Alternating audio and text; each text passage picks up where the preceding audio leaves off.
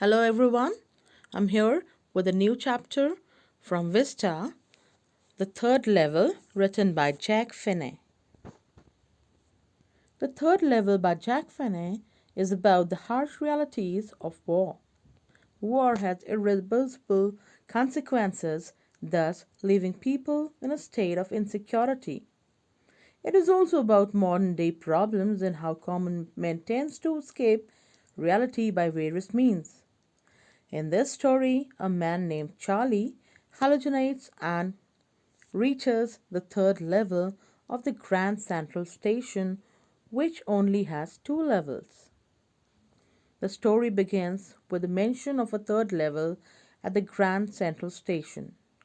The protagonist himself is aware that even the president of New York Central and the New York, New Haven, and Hartford railroads express great confidence in the existence of only two levels, but he himself has been to the third level. Considering the entire scenario, Charlie, the protagonist, has a word with his psychiatric friend. He explained that Charlie was experiencing a waking dream wish fulfillment, or, in other words, hallucinations. According to the psychiatrist, Charlie was unhappy. Upon explaining further, it became clear that it is the burden of all the modern problem that is pushing him to experience the apparent perception of something not present. He tends to escape the reality. Charlie agreed with what his psychiatrist friend had to say, but he still found it a bit odd to have been to the third level of the Grand Central Station. Charlie begins to believe in the possibility that he has been experiencing all this to escape the harsh realities of the modern world. His friends agreed to it as well. Even his stamp collecting is a sort of asylum he resorts to in order to feel protected. On the other hand, he starts thinking otherwise.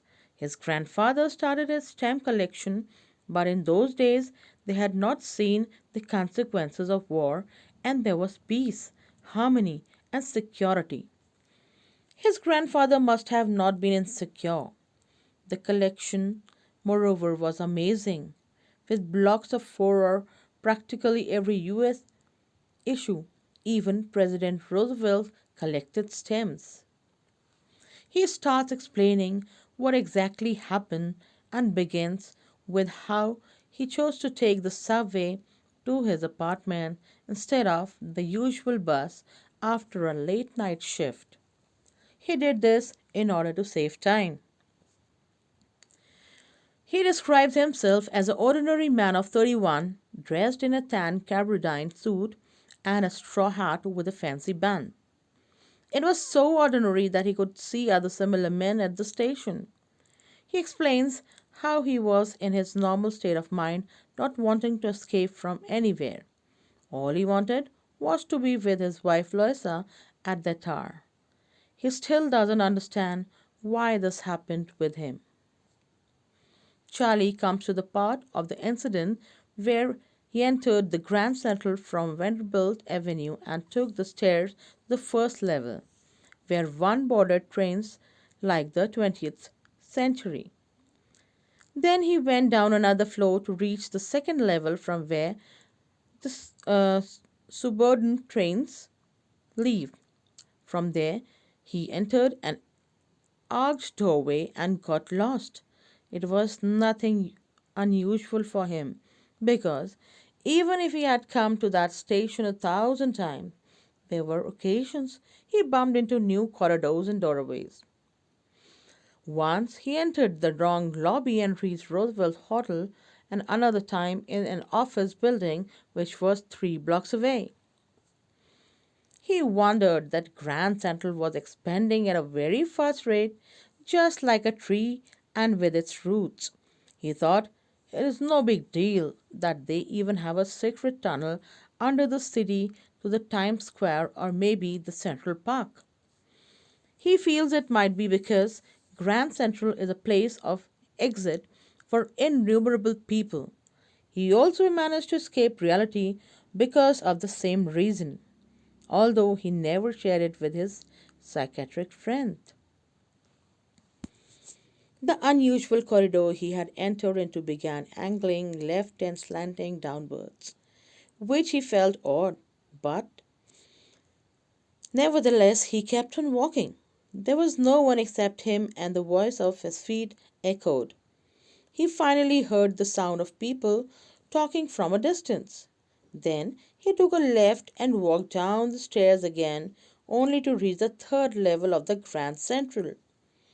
He thought he had somehow made his way back to the second level. But as he noticed the room was smaller, there were fewer ticket windows, and the train gates and the information booth in the center was wood and old looking. The man in the booth was also different, and the station was dim lit, for there were open flame gas lights. Charlie could see brass spittoons everywhere when suddenly a glimpse of light caught his eye, and he saw a man pulling his gold watch from the waist. He was dressed in an old fashioned style. Suddenly he noticed that everyone was dressed like the 19th century. It was basically the time before deadly wars. So many beards and fancy mustaches all around, something that the protagonist had never seen before. He even saw a very small Courier and Avis locomotive, which made him sure about which time he is in. To validate his suspicions, he went over to the newspaper boy who was selling the World the newspaper, which was discontinued years ago. There were some headlines about the President Cleveland. The date on the front page was also June 11th, 1894. He was now sure. Immediately he went to the ticket window to get the tickets for Galesburg for him and his wife. It was a wonderful town with a lot of greenery. He was well aware that from here one could buy tickets that would take them anywhere in the United States. He describes how things were in 1984 before the two world wars took place. Evenings were twice as long as they are now, and men and women living in peace and serenity. As the clerk calculated the fare, he looked at Charlie's fancy hatband. Charlie just had enough for one side journey. Just as he looked out for money, the clerk informed that this is not the acceptable legal tender, and by any chance, if he tried to be smart, he won't be able to get away with it. He glanced at his cash drawer and realized that currency used back then was different and almost double the size. He ran out because he didn't want to go to jail. The day ended after he came out. The next day he went to withdraw his entire saving and got them converted into old money by paying some amount of premium.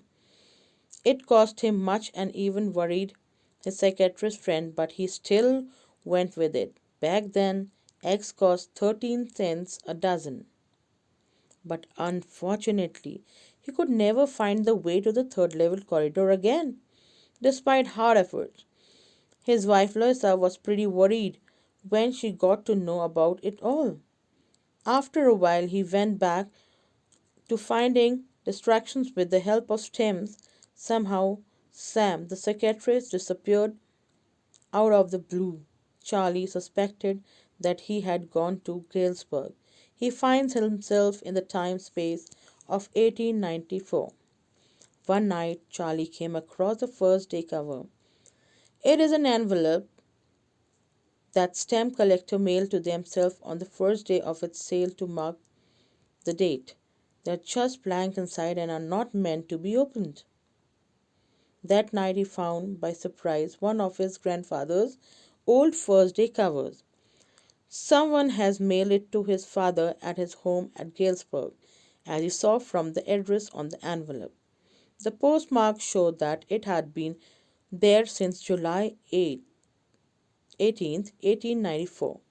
The stamp had a picture of President Garfield on it. It was a 6-cent dull brown color stamp. His grandfather had put it in his stem collection, and Charlie now discovered it, the paper inside, and a letter written in it. The letter talked about how the writer wished his third level story was true until he actually started believing it to be true. He had found the third level and had been there for 2 weeks. He described the place he was at that time. He asked Charlie and Louisa to never stop searching for the third level and come back. The letter had been signed off as Sam. Charlie found out from the coin store that he used to visit that Sam had bought old currency worth $800, which was to be utilized in a hay, feed and grain business, which what he always wished to do. He could not go back to his old business, certainly not in Galesburg. The story ends at a mysterious note where Charlie is wondering that Sam is psychiatrist. That's all. Thank you. Hope you understood it. For any query, drop the message.